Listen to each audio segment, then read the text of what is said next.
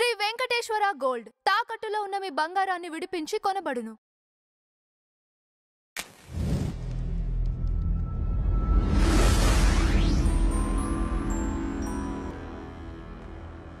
నమస్కారం కృష్ణ కుమార్ గారు. నమస్తే అండి. ఏంటి ఫోన్ ట్యాపింగ్ మ్యాటర్ ఏంటండి? అసలు లిస్టు చూస్తుంటే వరుసన వస్తూ ఉన్నాయి. ముఖ్యంగా ఇండస్ట్రీలో వాళ్ళకి సంబంధించండి. ఇక్కడ రెండు విషయాలు మనం ప్రధానంగా చూసుకోవాలండి. ఫోన్ ట్యాపింగ్ అంటే చట్టపరంగా నేరం, అది కదా, 100%. అయితే కొన్ని అంటే ఏదన్నా అసాంఘిక వ్యవహారాలు జరిగినప్పుడు కానీ వాటికి అప్పుడు నిఘా వ్యవస్థ ఏదైతే ఉందో వాళ్ళని ఫోన్ ట్యాపింగ్ ద్వారా అదేదో ఉందంట దానికి సంబంధించి. బట్ కానీ వీళ్ళు ఇన్నోసెంట్ పర్సన్స్ కదండి. చాలా వరకు కూడా మనం చూసినట్టయితే వీళ్ళని ఫోన్ ట్యాపింగ్ చేసి లేకపోతే వీళ్ళని బెదిరించో లేకపోతే ఇంకోటో దానివల్ల ఏంటి ప్రయోజనం ఏంటి? ఈ రోజున చూసినట్టయితే ఆ లిస్టు చూస్తుంటే ఎంతమంది పెద్దోళ్ళు ఉన్నారండి, 1 by 1 అందరి లిస్టు వస్తుంది. ఏంటి మీ స్పందన ఏంటి? నా స్పందన ఒకటే అండి. ఎంత పవర్ ఉన్నప్పటికీ కూడా నాకు చాలా శక్తి సామర్థ్యాలు ఉన్నాయి, నేను అజేయుణ్ణి అనుకున్న వాళ్ళు కూడా ఎక్కడో ఒక చోట తల దించవలసిందే. అది టైం ఫ్యాక్టరు. ఒకళ్ళకి వెంటనే వస్తుంది, ఇంకొకళ్ళకి ఇంకొంచెం లేటు, ఇంకొకళ్ళకి లేటు. కొంతమంది చచ్చిపోయాక కూడా వాళ్ళ గొప్పతనాలు బయటకు వచ్చి అబాస్పాలైన వాళ్ళని కూడా చూసాం మనం. ఏది ఏమైనప్పటికీ ఈ ఫోన్ ట్యాపింగు ఎందుకు చెయ్యకూడదు? నాకు అధికారం ఉంది, నేను చేస్తాను అని చేసేయచ్చు. ఎందుకు చెయ్యకూడదు అంటే మన రాజ్యాంగం ప్రకారం నా మాటలు ఏవైతే ఉన్నాయో, ఇంకొకరితో మాట్లాడే మాటలు ఏవైతే ఉన్నాయో అవి నా వ్యక్తిగతం, నా ప్రైవేటు, నా వ్యక్తిగత గోప్యత అంటారు చూసారా. ఈ గోప్యతని కాపాడవలసిన బాధ్యత ప్రభుత్వానికి. ఈ వ్యక్తిగత గోప్యతని కాపాడలేని కండిషన్స్ కొన్ని వస్తాయి. ఏంటి ఆ కండిషన్స్ అంటే దేశ సమగ్రతకి సంబంధించి, దేశ భద్రతకి సంబంధించి, కరుడుగట్టిన నేరస్తుల్ని పట్టుకునే విషయంలోనూ, స్మగ్లర్లను పట్టుకునే విషయంలోనూ ఇట్లాంటి ఒక 4-5 అంశాలు ఉంటాయి. ఈ 4-5 అంశాల్లో ఫోన్లు ట్యాప్ చేయొచ్చు. ఎవరు చేయొచ్చు? పోలీస్ ఆఫీసర్లే చెయ్యాలి. కరెక్ట్, అదే నిఘా వ్యవస్థలే చెయ్యాలి. మళ్ళీ ఆ పోలీస్ ఆఫీసర్లు కూడా ఒక ఎస్ఐ తలుచుకుని నేను ఫోన్ ట్యాపింగ్ చేసేస్తాను అంటే కుదరదు. ఆ ఎస్ఐ అవసరం ఏంటో చెప్పి పై ఆఫీసర్కి చెప్పి పై ఆఫీసర్ దగ్గర పర్మిషన్ తీసుకోవాలి. ఆ పై ఆఫీసర్ కనుక ఇది నన్ను మించిన వ్యవహారము, ఇంకా పై వాళ్ళ దగ్గర తీసుకోవాలంటే ఇంకా పై వాళ్ళ దగ్గర తీసుకోవాలి, లేట్ అయినా పర్వాలా. ఇదంతా ఎందుకు పెట్టారు మనకి? అంచెలంచెలుగా ఒక పవర్ అనేది అందరికీ ఒకటే ఉందనుకోండి, విచ్చలవిడిగా వాడతారు. అందుకని పవరు ఏ లెవెల్లో ఎంత ఇవ్వాలి పవరు అనేది నిర్దేశించుకున్నాం మనం.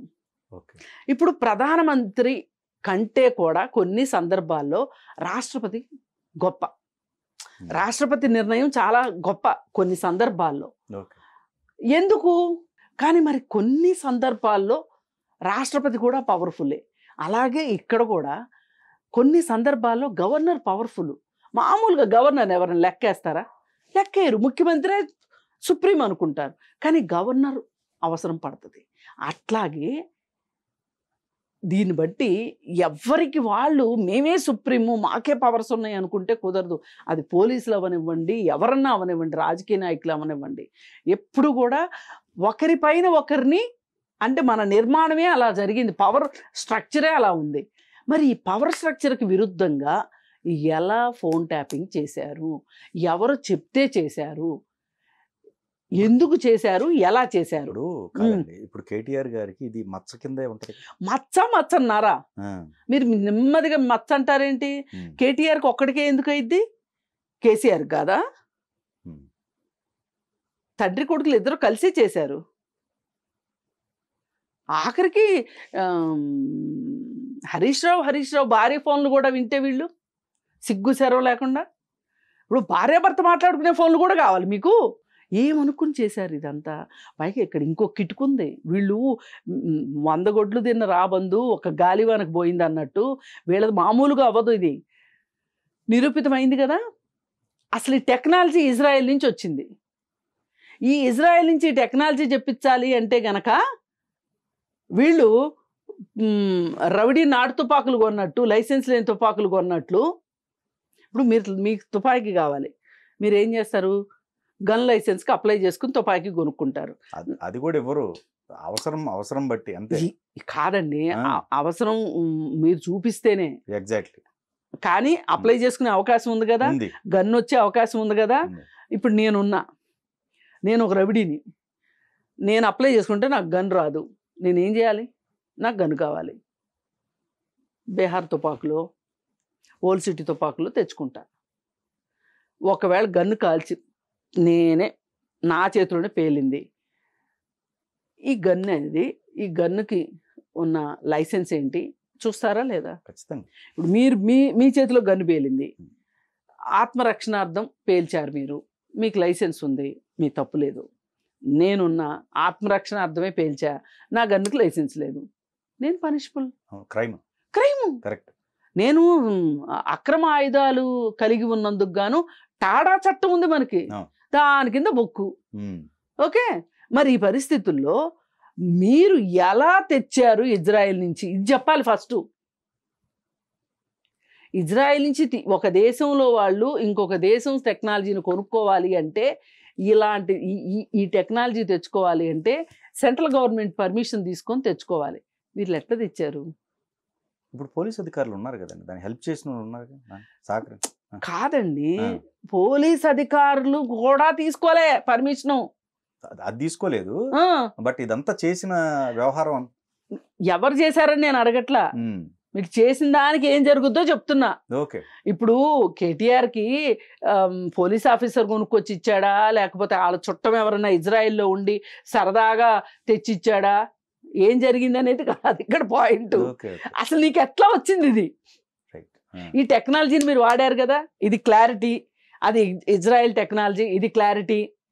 ఇప్పుడు 2014, 2019లో తెలుగుదేశం ప్రభుత్వం ఉంది కదా ఆంధ్రప్రదేశ్లో, వాళ్ళు కూడా డిపార్ట్మెంట్ కోసం ఇజ్రాయలీ టెక్నాలజీ తెచ్చుకుందాం అనుకొని దానికోసం అని చెప్పి లెటర్ పుటప్ చేశారు. పుటప్ చేసి పెడితే అది ఎందుకో ఆగిపోయింది. దాన్ని అడ్డం పెట్టుకుని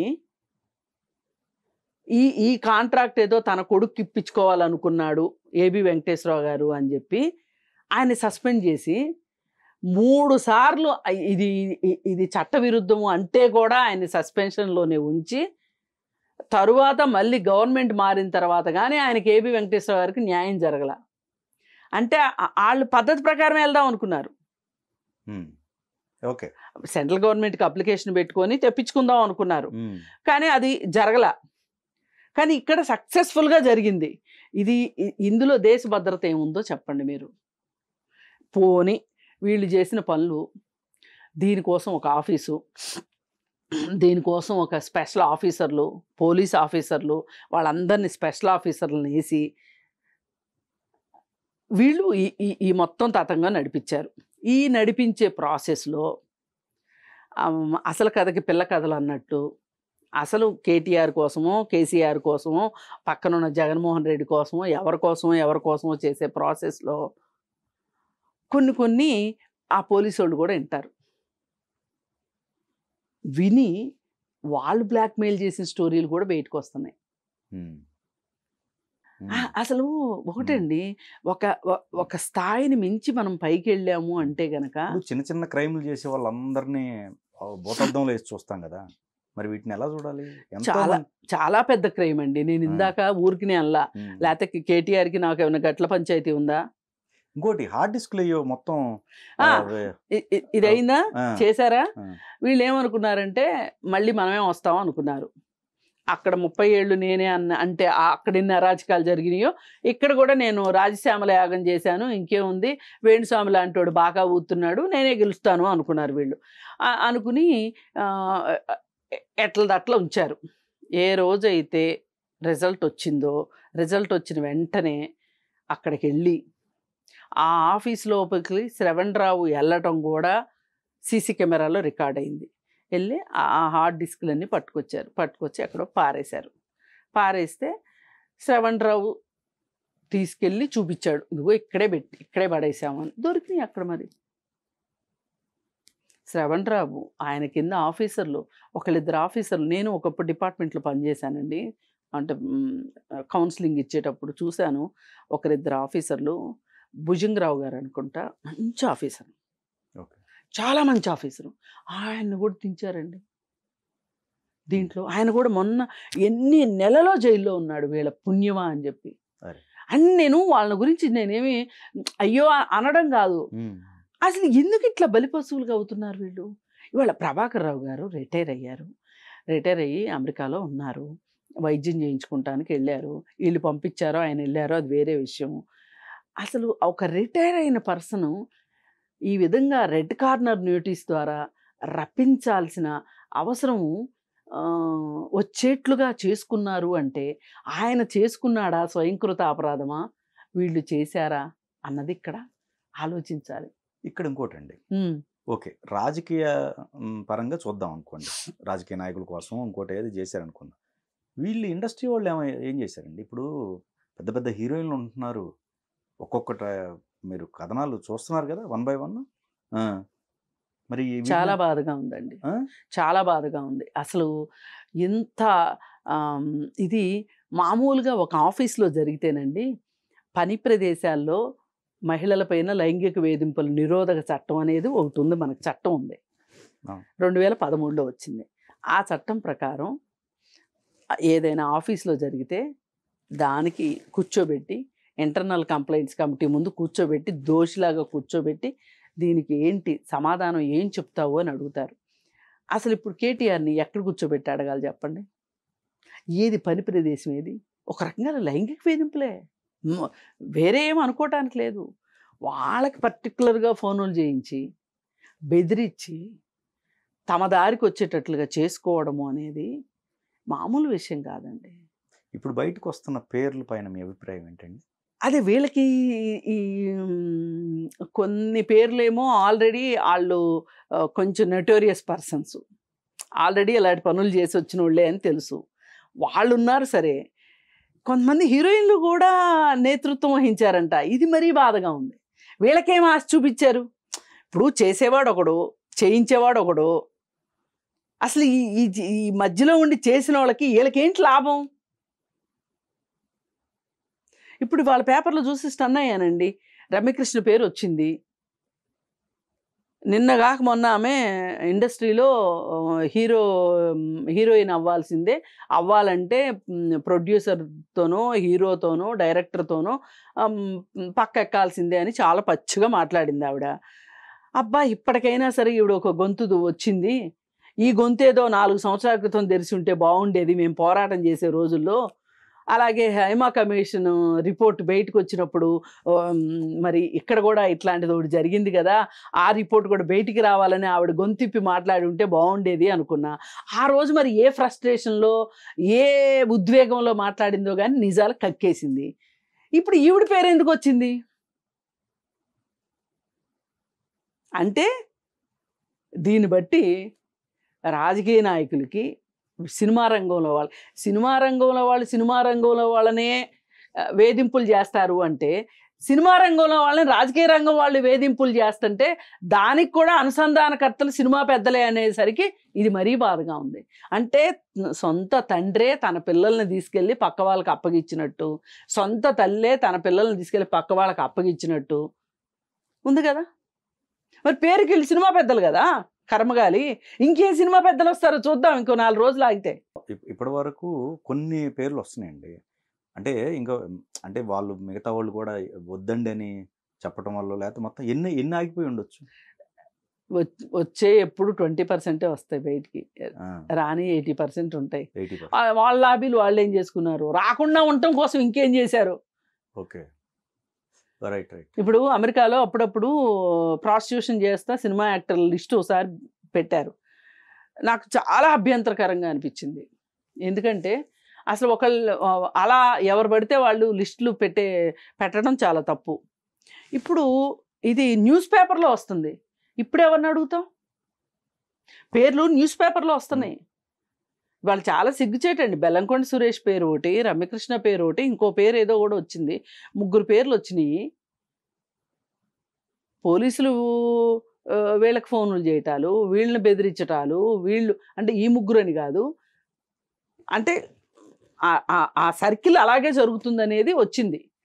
ఇప్పుడు సరే జరిగింది, ఏ హోటల్స్ సాక్షిగా జరిగినాయో కూడా వచ్చేస్తున్నాయి డీటెయిల్స్. నిన్నగా మొన్న గజ్జల కాంతం అని చెప్పి ఒక ఆయన కేటీఆర్ని ఎక్కువ తక్కువ మాట్లాడబాకు, నువ్వు ఎక్కడుంది, నా దగ్గర ఉన్నాయి, నా దగ్గర వీడియో సాక్ష్యాలు ఉన్నాయి. ఎంత పరువు తక్కువ అంటే నిజంగా ఒక సీఎం కొడుకు సీఎం అవటంలో కొద్దిలో తప్పిపోయాడు. 10 సంవత్సరాల పాటు ఐటీ మినిస్టర్గా చేశాడు, అన్నీ చేశాడు కదా, అంతా తానే చేశాడు కదా. చేసినోడు ఈవేళ సమాజం ముందు, తెలంగాణ సమాజం ముందు ఖచ్చితంగా సమాధానం చెప్పుకోవాల్సిందే. పైగా 1400 మంది బిడ్డల బలిదానంతో వచ్చిన తెలంగాణ ఇలాంటి వాటి కోసం. ఇది అన్నిటికన్నా నీళ్లు, నిధులు, నియామకాల కోసం మేము ఉద్యమం చేసామన్నారు. నువ్వు ఉద్యమం చేసింది ఆ రోజు నీ నేతృత్వంలోనే ట్యాంక్ బండి పైన శ్రీశ్రీ లాంటి మహానుభావుడు బొమ్మ పడేయించావు నువ్వు.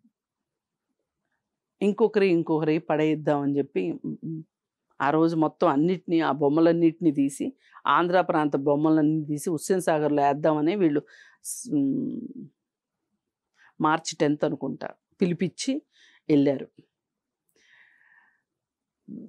చాలా యూనివర్సిటీస్కి ఆంధ్ర వాళ్ళ పేర్లు ఉన్న పేర్లు తీసి పేర్లు మారుస్తున్నారు.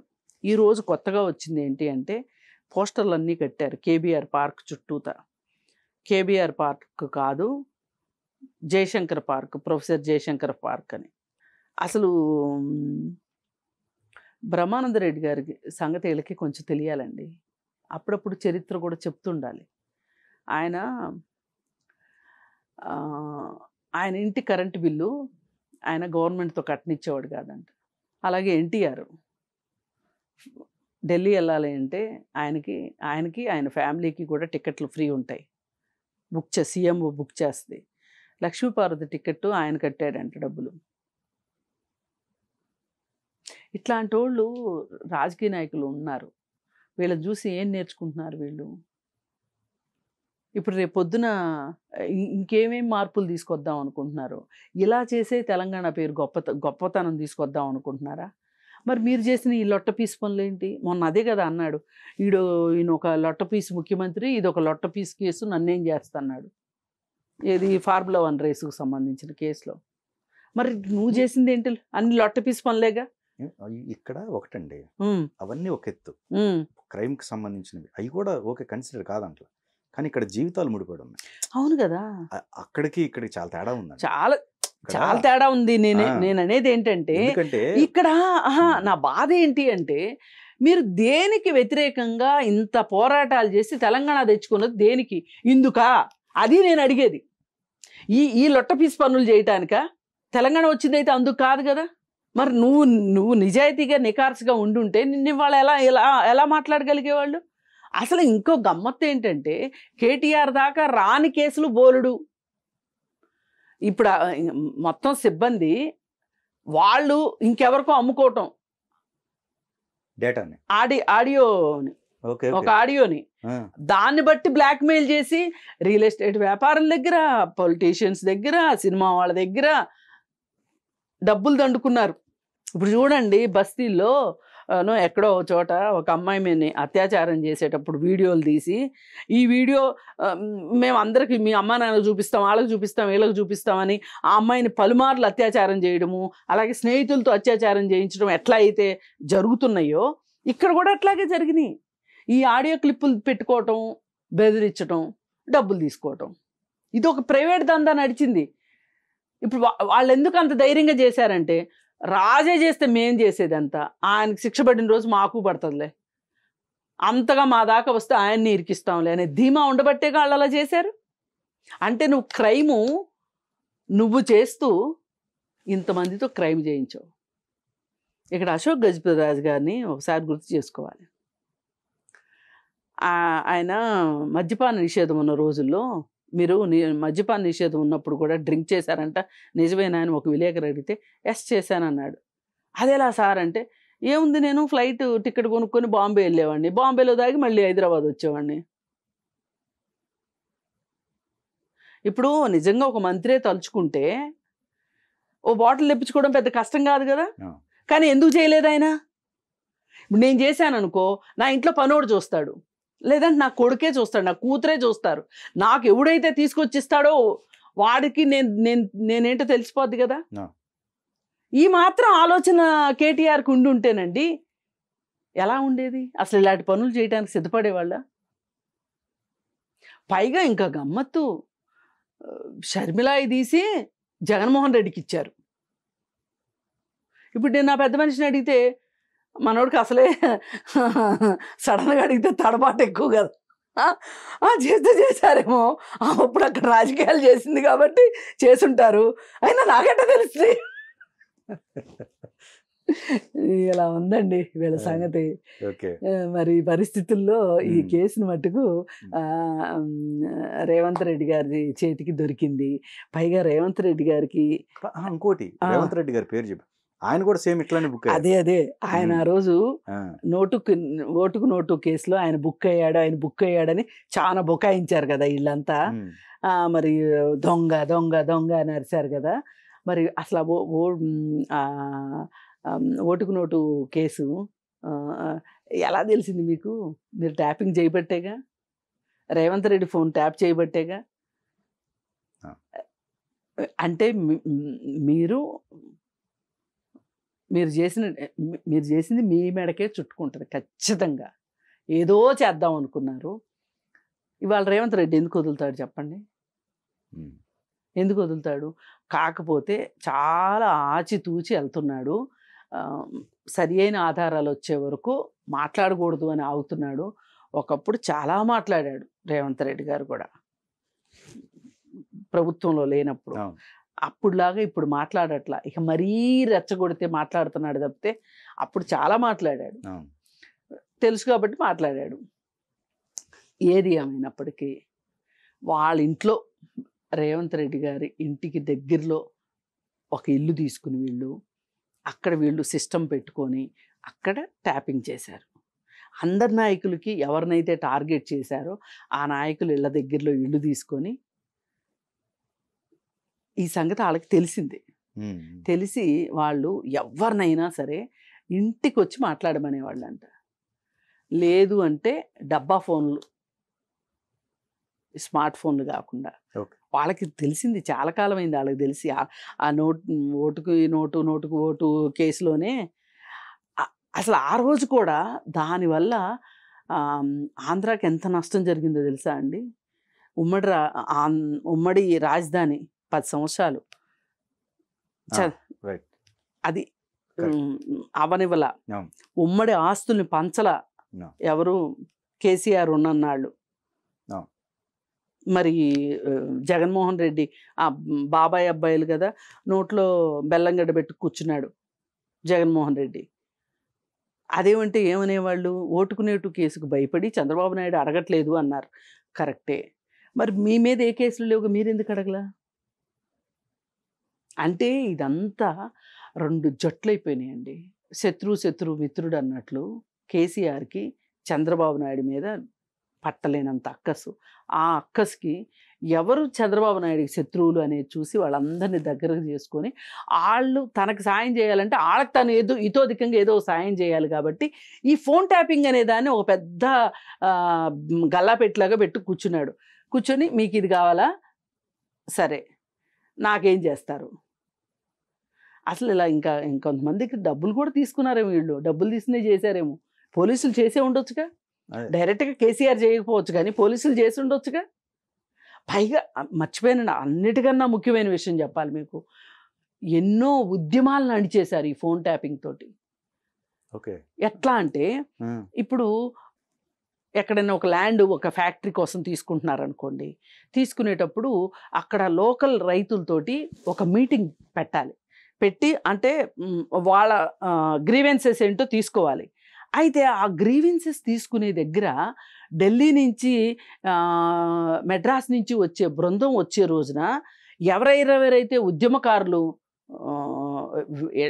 వెళ్తారో ఆ మీటింగ్కి వాళ్ళని వెళ్ళనివ్వకోకుండా, ఇప్పుడు నాకు కరెక్ట్గా పేరు గుర్తు రావట్లేదు కానీ my home Rameshwar Rao cement factory కోసం నల్గొండ జిల్లాలో అక్కడ ఉద్యమకారులు వెళ్ళి గ్రీన్ ట్రిబ్యునల్ ముందు చెప్తారు అని చెప్పి వెళ్ళనివ్వకోకుండా వాళ్ళ ఇళ్లలో ఉంచేశారు. ఓకే, వాళ్ళ ఇంటి ముందు పోలీసులు ఉంచోవడమే. ఎందుకంటే ముందుగా తెలుస్తూ ఉంటుంది కాబట్టి, ముందుగా వాళ్ళకి తెలుస్తుంది కదా ఆ రోజు వాళ్ళు వెళ్తారు అని తెలుసు. అందరికీ కట్టబెట్టడం కోసం, తనకు కావాల్సిన వాళ్ళకి కట్టబెట్టడం కోసం, ఈ ఉద్యమకారులు వెళ్లకుండా ఉండటం కోసం ఉద్యమకారులను ఆపేశారు. అంటే ఫోన్ ట్యాపింగ్ని ఎన్ని రకాలుగా వాడుకున్నారో చూడండి. కాకపోతే అవన్నీ ఒక ఎత్తండి, ఇది నీచమైంది. వాటన్నిటి చుట్టూ ఆర్థిక కారణాలు, రాజకీయ కారణాలు, వేరే వేరే కారణాలు ఉన్నాయి. కానీ ఇది మట్టుకు ఈ సినిమా యాక్టర్ల గొడవ ఏదైతే ఉందో ఇది అన్నిటికన్నా నీచమైంది. నీచమైన మనస్తత్వాన్ని ఇక్కడ చూపిస్తుంది. ఈ నీచమైన మనస్తత్వానికి మట్టుకు శిక్ష ఖచ్చితంగా పడుతుంది. మీరు ఇందాక ఏదో మాట వరుసగా అన్నారు, ప్రకృతి చాలా బలీయమైందండి అని. ఏమో ప్రకృతి కూడా ఇంకా ఎంతకంటే ఎక్కువ శిక్ష వేస్తుందేమో చూద్దాం. అండ్ మీరు ఫస్ట్ ఒకటి అన్నారు, ఏది పర్మిషన్ ఉందా అక్కడి నుంచి తెచ్చిన దానికన్నా. ఇప్పుడు అది ఒకవేళ అవన్నీ లేకపోతే క్రైమ్ కింద లెక్కేది. అంతే అంతే. అసలు ఎవరు పర్మిషన్ తీసుకున్నారు మీరు? రైట్. ఇప్పుడు హోమ్ మినిస్టరు, పోలీస్ డిపార్ట్మెంట్ కలిసి ఒక నిర్ణయం తీసుకోవచ్చు. అదేం పెద్ద విచిత్రం ఏం కాదు. ఈ ఇద్దరు వీళ్ళు మళ్ళీ సెంట్రల్ వాళ్ళకి పెట్టుకోవాలి అర్జీ. మా రాష్ట్రంలో నక్సలైట్లు ఏరేటానికి పెట్టుకుందాం అనుకుంటున్నాము, అసాంఘిక కార్యకలాపాలను పెట్టుకుందాం అనుకుంటున్నాము, ఇంకోటి ఏదో ఒకటి చెప్పి తెచ్చుకున్న తర్వాత ఆ చెప్పిన పనులు కాకుండా వేరే పనులు చేసుకోవచ్చు, అది వేరే విషయం. కానీ అసలు పర్మిషనే లేకుండా ఎట్లా తీసుకొచ్చారు వీళ్ళు? ఎట్లా తీసుకొచ్చారు? ఇప్పుడు ప్రభాకర్ రావు గారు నోరిప్పట్ల. నోరిప్పితే ఏమవుతుందో. మొన్న వెళ్ళి కేటీఆర్ అమెరికా వెళ్ళి మరి ఆయన్ని రాకోకుండా ఏం మాట్లాడొచ్చాడో, ఒకవేళ రావడం తప్పనిసరి అయితే గనక వస్తే ఏం మాట్లాడాలో ఏం చెప్పి వచ్చారో తెలియదు. కానీ మొత్తానికి ఈయన వెళ్ళింది అయితే ఆ కార్యక్రమాలకే. ఇంకా కొన్ని కార్యక్రమాలు చక్కబెడదాం అనుకుంటే ఇక్కడ ఇంకో కార్యక్రమం మీద వచ్చి గోపీనాథ్ చనిపోవటంతో మళ్ళీ ఆయన వెనక్కి రావటం జరిగిందనుకోండి. ఏది ఏమైనా సొంత చెల్లెల ఫోను,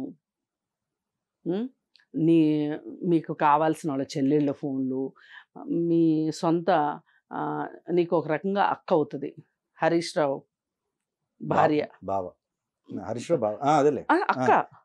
అక్క బావ ఫోన్లు వింటాం. ఈ లెక్కన మీ అమ్మ నాన్న ఫోన్లు కూడా వినే ఉంటావు కదా. దీనికి సూత్రధారి పాత్రధారి తండ్రి కొడుకా లేకపోతే కొడుకు ఒక్కడేనా అనేది కూడా తేలాల్సిన అవసరం ఉంది.